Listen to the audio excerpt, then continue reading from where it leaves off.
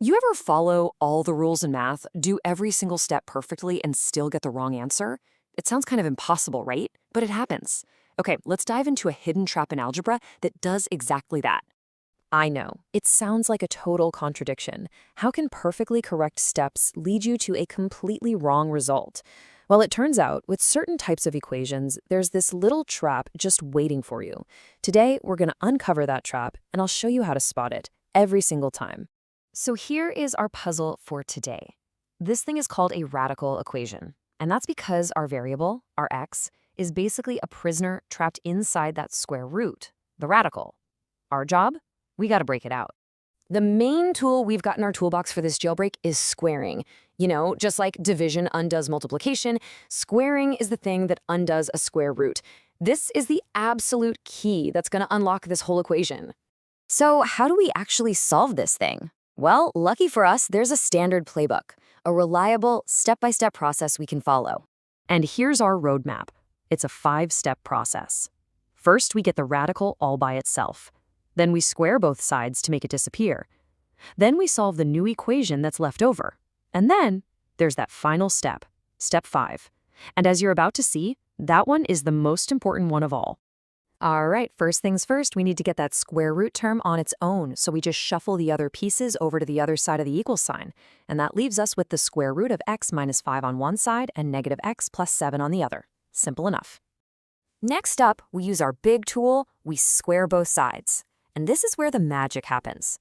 On the left, the square and the square root cancel each other out. Poof, it's gone. On the right, we just expand that expression out. Okay, so now we just rearrange everything into a nice, familiar quadratic equation.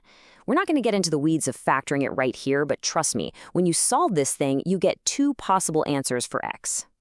So, after all that perfectly good math, we've got 2 candidates for our solution, x equals 9 and x equals 6.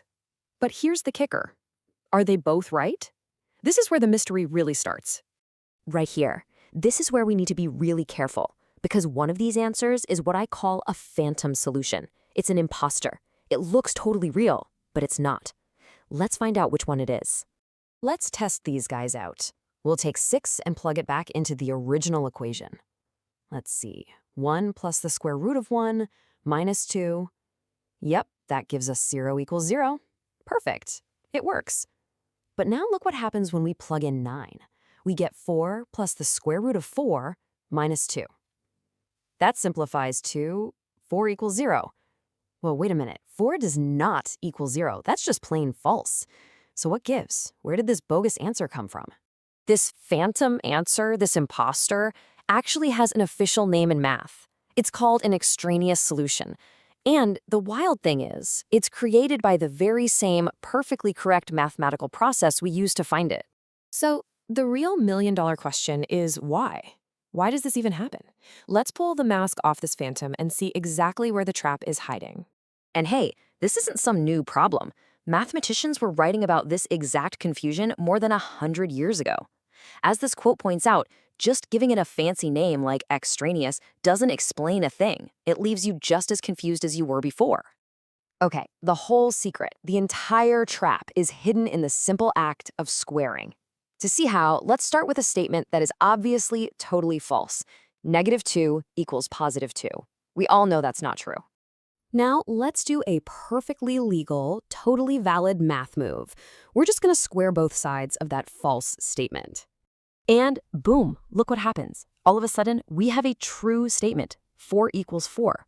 We started with a lie, and with one valid mathematical step, we created a truth.